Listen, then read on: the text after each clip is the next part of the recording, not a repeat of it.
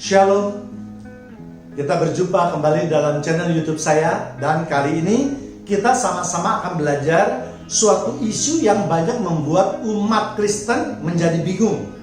Pernyataan tersebut dilontarkan oleh mereka yang memang tidak percaya kepada Yesus adalah Tuhan. Mereka mengatakan bahwa Yesus adalah hasil ciptaan Allah. Walaupun sebenarnya sudah terlalu banyak ayat yang menyatakan bahwa Yesus adalah Tuhan, dan itu tidak diragukan sedikit pun. Untuk itu, bagi mereka yang belum mendengar mengenai hal ini, dapat melihat pada video yang pernah saya upload, minimal ada 4, yang saya beri judul Yesus adalah Tuhan di dalam Perjanjian Lama, Perjanjian Baru, dan seterusnya. Dan pada kesempatan ini, sebelum saya mulai membahas mengenai apakah Yesus itu adalah hasil ciptaan atau pencipta, maka saya juga ingin menegaskan terlebih dahulu bahwa tidak ada satu ayat pun di dalam Alkitab yang secara harfiah di mana Allah Bapa di sorga yang menyatakan bahwa Yesus adalah ciptaannya. Ya. Karena apa? Sebabnya karena mereka yang tidak percaya Yesus adalah Tuhan juga menuntut bahwa mana ayat yang secara langsung menyatakan bahwa Yesus adalah Tuhan. Jadi pada kesempatan ini saya juga menuntut mereka yang mengatakan bahwa Yesus adalah ciptaan. Tunjukkan kepada saya satu ayat saja di dalam Alkitab di mana Allah Bapa yang secara langsung menyatakan bahwa Yesus itu adalah ciptaannya. Ya, jadi saya tunggu ya. Mau komen silakan, tapi seperti biasa saya ingatkan bahwa komenlah dengan bijaksana ya, karena komen itu menyatakan isi daripada pemikiran kita ya. Semakin ngawur komen kita, maka akan semakin ditertawakan oleh orang banyak. Dan saya rasa ini wajar saja ya, karena mereka juga menuntut dulu kepada kita bahwa mana ayat yang menyatakan Yesus adalah Tuhan. Sekarang kalau saya juga menuntut kepada mereka bahwa mana ayatnya di mana Allah Bapa yang menyatakan bahwa Yesus adalah hasil ciptaannya. Ya, kalau mau ditanya ya tentu harus juga kalau mau bertanya tentu juga harus boleh ditanya. Jangan mau ditanya-tanya terus. Ya, jadi sekali lagi, semua itu adalah penafsiran belaka. Namun yang harus diingat adalah bahwa di dalam menafsirkan ayat di dalam Alkitab itu tidak boleh melanggar, melawan, menabrak ayat-ayat yang banyak itu. Satu saja ayat tidak boleh, apalagi kalau banyak. Ya, jelas itu penafsiran yang amat sangat keliru kalau tidak mau dikatakan sesat. Ya, mari kita mulai pembahasannya. Ya, kita lihat di Kolose 1 ayat 15 sampai 16. Ia adalah gambar Allah yang tidak kelihatan, yang sulung, lebih utama dari segala yang diciptakan. 16. Karena di dalam Dialah telah diciptakan segala sesuatu yang ada di sorga dan yang ada di bumi, yang kelihatan dan yang tidak kelihatan, baik singgasana maupun kerajaan, baik pemerintah maupun penguasa. Segala sesuatu diciptakan oleh Dia dan untuk Dia. Ya, jadi bagi mereka yang memakai Kolose ini, biasanya mereka berhenti di ayat 15 saja. Ya, mengabaikan ayat yang selanjutnya atau ayat yang ke-16. Ya, memang ini disengaja oleh mereka untuk mencuplik atau mengambil atau mencomot satu ayat agar jemaat Tuhan yang tidak teliti itu dapat mereka bohongi. Ya, makanya mari kita bahas kalimat per kalimatnya supaya kita bisa lebih mendalami apa yang dimaksud di Kolose 1 ayat 15 ini. Ia adalah gambar Allah yang kelihatan. Kata ia di sini tentu yang dimaksudkan adalah Yesus. Jadi di dalam diri Yesus yang merupakan reinkarnasi daripada Allah Bapa yang sebenarnya berbentuk roh yang tidak kelihatan. Maka dengan melihat Yesus itu berarti juga kita telah melihat Allah Bapa yang ada di sorga. Jadi kalimat ini jelas mengingatkan kepada kita bahwa Yesus adalah gambar atau serupa bentuk dan wajahnya dengan Allah yang tidak kelihatan, ya. Kalau mau lebih jauh ditafsirkan, Yesus ini merupakan gambar Adam yang kedua, ya. Adam yang pertama adalah sebagai manusia yang merupakan juga gambar dan rupa Allah, namun binasa karena berdosa atau jatuh ke dalam dosa. Sedangkan Yesus adalah Adam yang kedua yang akan menghapus dosa manusia, ya, itu jelas. Kemudian apa arti kata yang sulung? Ya, ini jangan hanya diartikan sebagai yang tertua saja, tanpa konsekuensi apapun juga. Tetapi kata sulung ini mengingatkan kita sebagai jemaat Tuhan bahwa yang sulung itu mempunyai hak kesulungan. Hak yang harus dihormati walaupun tidak selalu merupakan yang sulung atau yang tertua. Kita ingat dalam kasus Esau dan Yakub, ya, Esau telah menjual hak kesulungannya kepada Yakub. Dengan demikian segala hak kesulungan yang melekat pada Esau dahulu, setelah dijual hak kesulungan itu, maka hak itu berpindah dari Esau kepada Yakub. Ya, jadi yang sulung itu harus diterjemahkan selalu yang diutamakan. Yang sulung itu harus diperlakukan yang lebih daripada yang lain. Ya, jadi yang sulung itu jangan selalu diterjemahkan sebagai yang paling tua. Ya, itulah makna dari kata sulung. Yang lebih utama dari segala yang diciptakan. Ya, kalimat inilah sering dipelintir dan ditafsirkan Yesus adalah ciptaan yang utama dari segala diciptakan, katanya. Berarti Yesus ciptakan. Ini kan penafsiran yang ngawur. Ini jelas tidak ada ditulis bahwa Yesus adalah hasil ciptaan yang merupakan atau lebih utama daripada semua apa yang telah diciptakan. Tapi yang dikatakan cuma yang utama dari segala diciptakan. Ya, ya, kalimat kita tahu bahwa Allah menciptakan manusia itu adalah makhluk yang paling tinggi derajatnya bila dibandingkan dengan hasil ciptaan yang lain.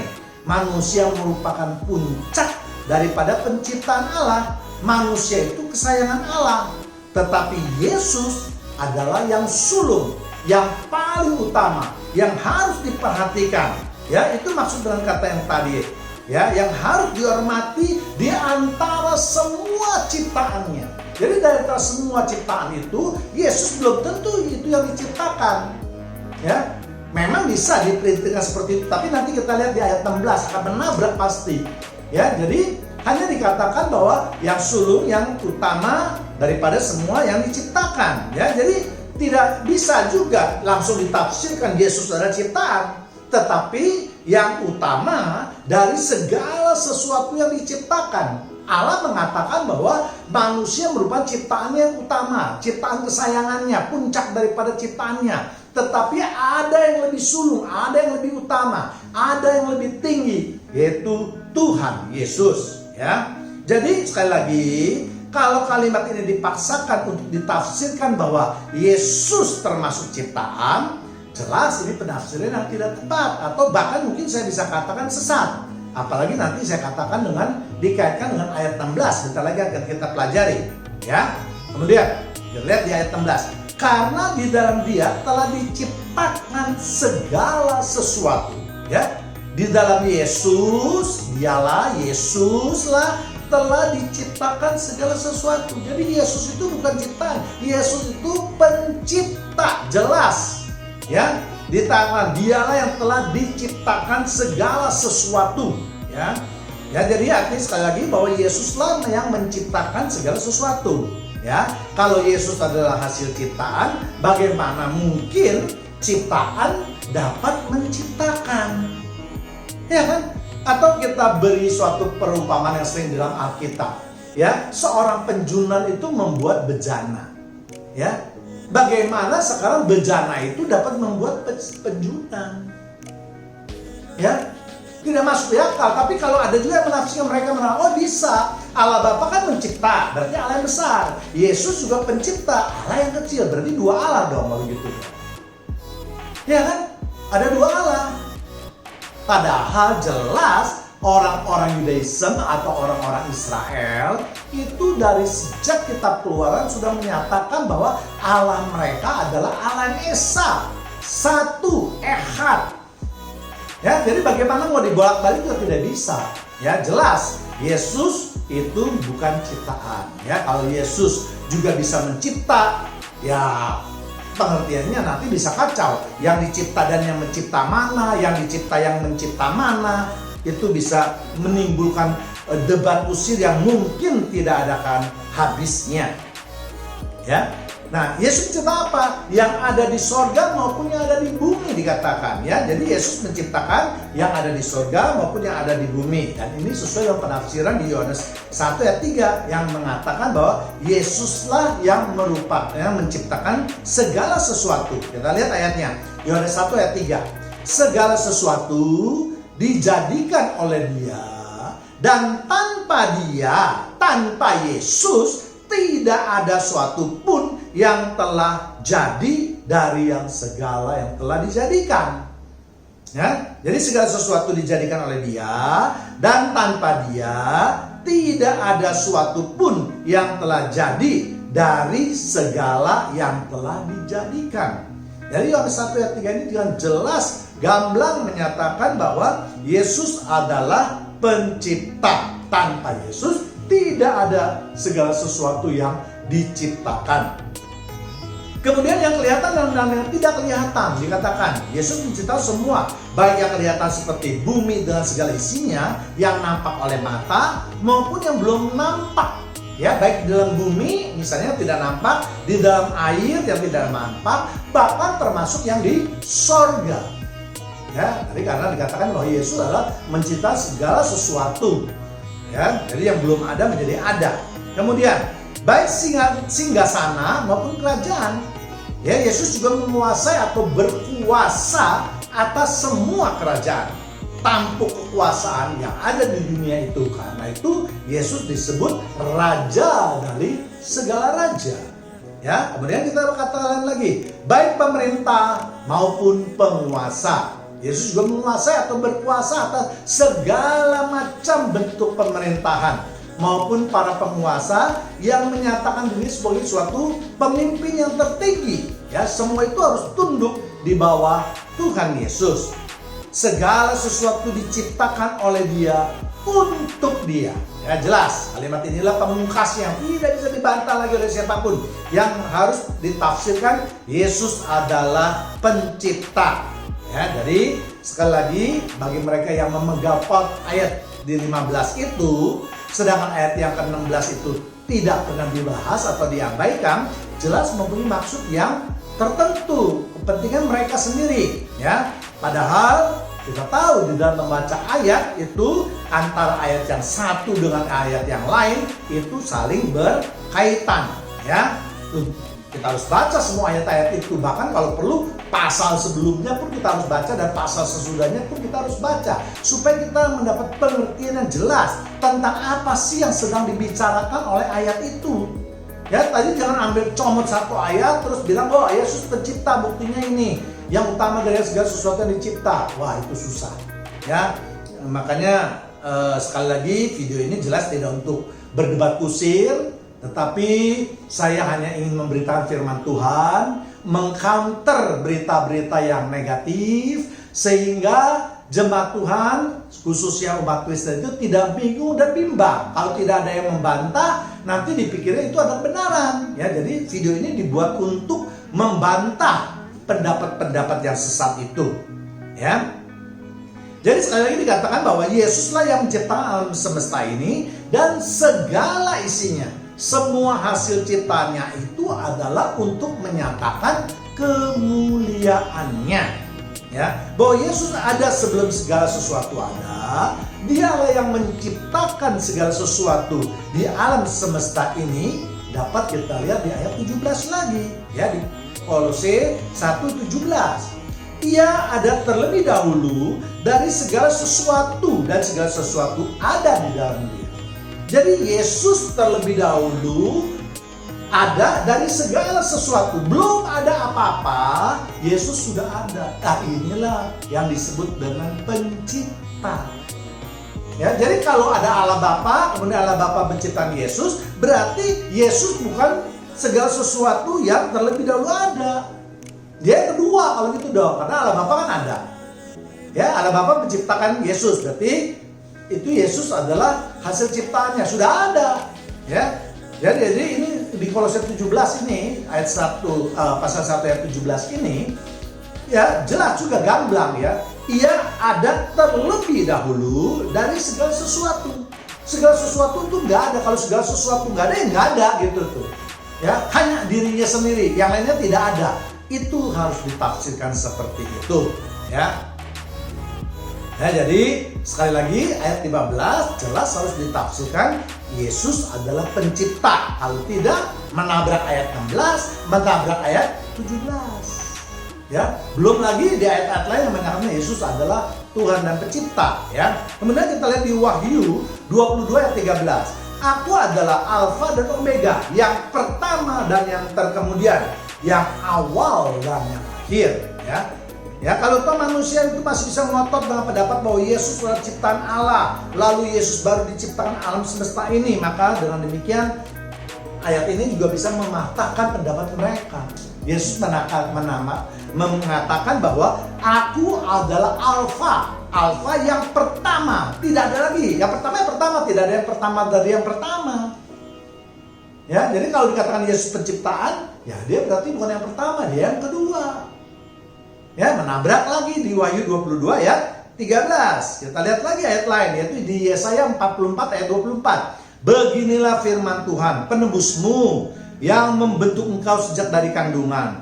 Akulah Tuhan yang menjadikan segala sesuatu, yang seorang diri membentangkan langit, yang menghamparkan bumi. Siapakah yang mendampingi aku? Ya, jadi Yesus mengatakan dia seorang diri. Berarti yang satu-satunya yang ada pada saat sebelum segala sesuatu diciptakan itu hanya Yesus. Ya, kalau Yesus dikatakan ciptaannya, menabrak lagi di Yesaya 44 ayat 24. 4 ayat ditabrak yang sudah dipaparkan, belum ayat-ayat yang lain.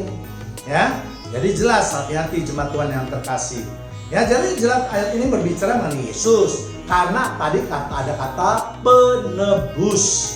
Ya, kalau diterjemahkan kepada Allah Bapa, tentu tidak sesuai dengan penafsiran yang lain. Jadi Yesus mengatakan bahwa dia adalah Tuhan yang menjadikan segala sesuatu seorang diri. Sekali lagi ya, saya katakan kalau Yesus itu adalah ciptaan, maka ayat ini menjadi berkontradiksi dengan ayat yang lain.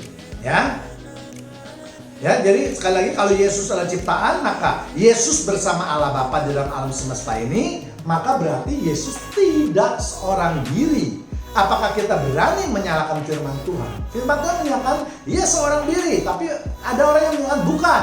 Dia ciptaan, berarti dua orang diri, bukan seorang diri. Ya, melanggar firman Tuhan, menabrak firman Tuhan, menerjemahkan atau bahkan menciptakan firman Tuhan. Adakah manusia boleh membuat atau menciptakan firman Tuhan, mengganti firman Tuhan, menambah firman Tuhan? Ya, itu jemaat Tuhan terkasih sudah banyak membaca dan mengerti bahwa firman Tuhan itu harus adalah murni, asli dan murni. Jadi sekali lagi jemaat Tuhan yang terkasih, hati-hati kepada orang yang mengajarkan segala sesuatu yang aneh-aneh ya. Kita harus benar-benar cermat dan cerdik untuk bisa menyelami dan membongkar semua akal busuk mereka yang memang bermaksud untuk membelokkan ajaran Injil yang murni, ya. Apalagi mereka juga berani menciptakan Alkitab mereka sendiri, ya. Kemudian ada ayat lain lagi yang dipakai oleh para penyesat itu yang menyatakan Yesus adalah ciptaan, yaitu di Wahyu 3 ayat 14. Dan tuliskanlah kepada malaikat jemaat di Laodikia, inilah firman dari Amin, saksi yang setia dan benar, permulaan dari ciptaan Allah. Nah, di sini permulaan dari ciptaan Allah, memang para penyesat langsung, ini jelas ciptaan Allah dikatakan. Ya, kembali lagi saya bilang, ini kan baru satu ayat, tadi ada 5 ayat. Bagaimana ini? antara 1 dan 5. Tentu penafsiran 1 ini harus diluruskan, ya. Jadi kalau mereka mendapat terjemahan yang sesuai dengan kemauan mereka, walaupun itu terjemahannya tidak tepat, mereka bilang, oh ini bagus, tepat, ya kan? Namun kalau terjemahannya tidak sesuai dengan keinginan mereka, mereka akan mengatakan, oh ini dari kata asalnya tidak tepat, harusnya begini, bla bla bla bla bla, ya. Jadi pada kesempatan ini saya juga mau memprotes mereka bahwa sebenarnya kata permulaan ini juga sebenarnya kurang tepat, ya. Kata reshit dalam bahasa Yunani itu bisa diartikan sebagai sumber, sebagai permulaan dan penguasa. Ya, memang LAI mengambil permulaan, tapi ahli-ahli dalam LAI tidak mempunyai pikiran seperti kalian yang menerjemahkan menjadi Yesus adalah ciptaan. Ya kan? Mereka tidak mempunyai pikiran seperti itu. Kalau tidak percaya, tanya saja kepada ahli-ahli di LAI.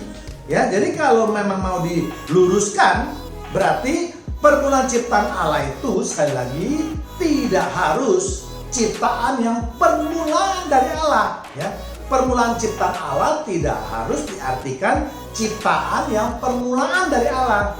Ya, permulaan ciptaan itu bisa diartikan adalah sebagai sumber dari ciptaan Allah.